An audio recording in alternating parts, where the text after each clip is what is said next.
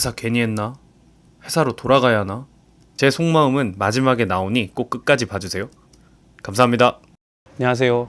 저는 지금 태국과 라오스를 여행을 하고 있고요. 오늘은 여행 13일차 정도 됐습니다. 저는 지금 그 꽝시 폭포로 유명한 라오스에 있는 루앙프라방이라는 지역에 있고요. 오늘은 태국에 있는 치앙라이라는 곳으로 넘어가기 위해서 18시간 정도 되는 슬리핑 버스를 타야 되는데 버스를 타기 전에 잠시 대기하고 있습니다. 오늘은 퇴사를 하고 이제 회사가 문득문득 그리워지는 순간들에 대해서 좀 얘기를 해보려고 합니다. 어쩌면 오늘 얘기하는 것들이 이제 회사를 다닐 때는 잘 몰랐었던 회사가 가지고 있는 장점들을 대변할 수도 있을 것 같아요.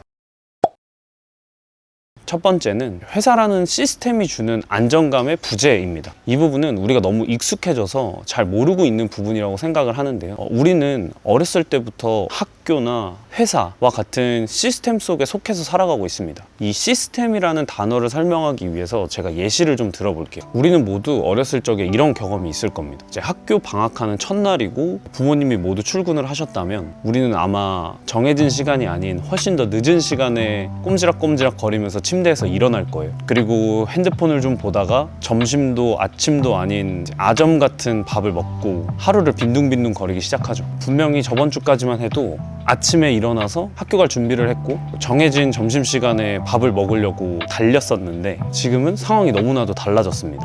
이게 바로 제가 말씀드리고 싶은 시스템의 부재인데요. 우리가 속해 있는 학교 또는 회사는 우리 삶에 있어서 몇 가지의 규칙을 제시합니다. 등교 시간이라던가 출근 시간, 그리고 점심 시간, 노동, 교육 이런 형태로 제시를 하죠. 하지만 방학처럼 이제 이런 시스템을 지켜도 되지 않는 어떤 특별한 순간들이 온다면 우리의 하루하루는 자제력을 잃게 되는 경우가 많습니다. 결국 이런 시스템들이 우리가 매일을 계획하고 또 규칙적으로 살아갈 수 있는 어떤 시간의 기반을 마련해 주는 것과도 같습니다. 반면 퇴사를 해버린 지금의 저는 어떤 곳에도 속해 있지 않기 때문에 어떤 시스템도 존재하지 않습니다. 어쩌면 이제 매일매일이 방학인 것과도 같죠.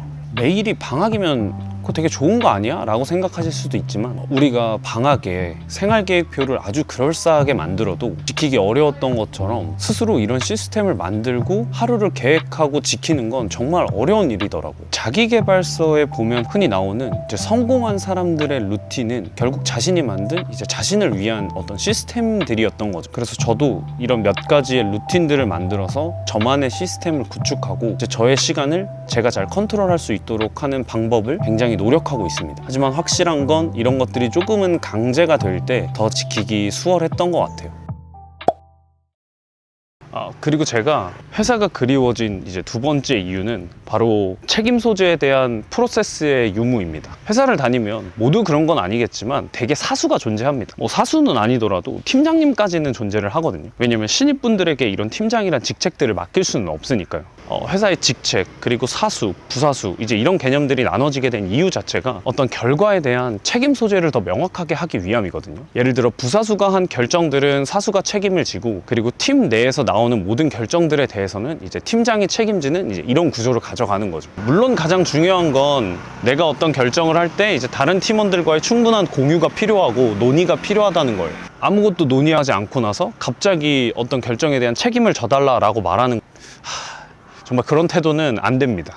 실제로 저와 같이 일했던 사수분들도 책임은 우리가 져줄 수 있으니 너는 충분히 의견들을 공유를 하고 원하는 결정들을 한번 해봐라 라고 응원을 해주셨던 편이었어요. 저는 그래서 덕분에 좀 부담감이 적었고 제가 원하는 선택들을 할 수 있었습니다. 하지만 제가 이제 퇴사를 한 이후에는 저는 이제 이런 보호 그리고 이런 책임을 대신 져줄 수 있는 사람들이 이제 아예 없어지는 거거든요. 저는 제 인생을 찾고 싶다고 나왔는데 이게 업무도 아니고 이제 인생을 결정해야 되는 것들이기 때문에 이거에 책임을 대신 져달라고 말할 수는 없으니까요.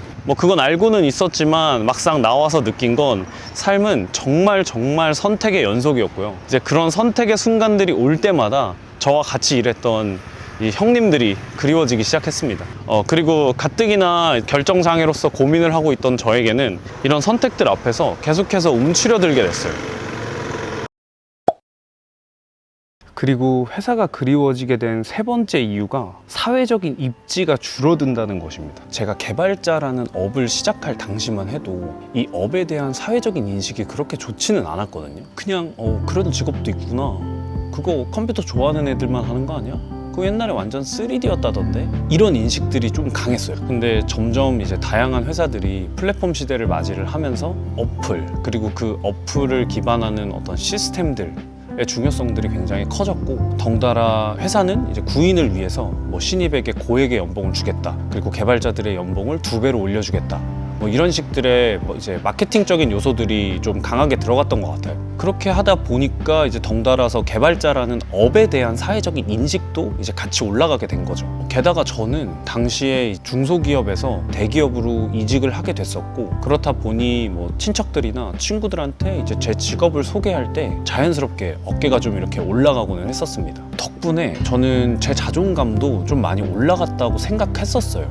하지만 이런 우월감 역시 제가 퇴사를 하는 순간 한순간에 잃어버리게 됐습니다. 그제서야 제가 느꼈던 건 제가 가지고 있던 이런 우월감, 사회적으로 성공했다라는 인식, 그 대부분의 것들이 제 스스로 얻어낸 것이 아니라 이 개발자라는 직업, 그리고 대기업이라는 회사가 가지고 있던 것들이었어요. 저는 그것들이 이뤄놓고 쌓아놓은 명성을 잠시 빌렸던 것 같습니다. 아니 그럼 그냥 회사를 다니는 사람들은 이뤄놓은 게 아무것도 없다는 말이냐? 라고 생각하실 수도 있지만 이제 그건 아니고요. 제가 말씀드리고 싶은 건 단순히 회사를 다닌다로 끝나면은 안 된다는 거예요. 실제로 회사를 다니면서 내가 스스로 어떤 일들을 했고 해왔고 해낼 거다, 이런 생각들이 필요하다는 겁니다. 누군가에게 이런 것들을 다 일일이 설명할 수는 없지만 스스로는 알고 있어야 할 것 같아요. 저는 그런 것들이 없었기 때문에 그냥 단순히 회사와 업이 가지는 그런 사회적인 우월감에만 취해 있었던 것 같습니다.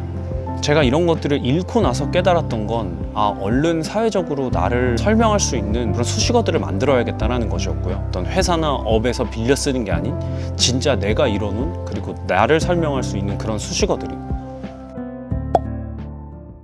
네, 오늘은 회사를 떠나온 이후에 제가 회사가 그리워졌던 순간들에 대해서 좀 얘기를 해봤습니다. 이것 외에도 진짜 많이 무수한 것들에서 회사가 그리워질 때가 있어요. 하지만 제가 회사를 그만두면서 느꼈던 것은 회사라는 존재가 생각보다 굉장한 입지로 제 삶의 일부분을 차지하고 있었고, 생각보다 많은 편의를 제공해주고 있었구나 하는 것이었습니다. 그럼에도 제가 퇴사를 한 걸 후회하지 않는 이유는 저는 스스로의 힘으로 세상을 마주하고 스스로 책임지고 싶은 삶을 살고 싶다라는 마음이 더 컸던 것 같아요. 그리고 퇴사를 하지 않았다면 오늘 얘기했던 것들을 아마 평생 못 느꼈을 것 같아요. 아주 작은 것들이라도 이제 잃고 나면 그립고 아쉬운 마음이 있듯이 회사도 그리고 업도 저한테는 그런 것들이었던 것 같아요. 하지만 그리울지언정 저는 지금 제가 하고 있는 이 도전과 저를 알아가고 있는 모험들을 멈추고 싶지는 않습니다. 네, 오늘은 여기까지 할 거고요. 다음은 더 좋은 영상으로 찾아오도록 하겠습니다. 네, 감사합니다.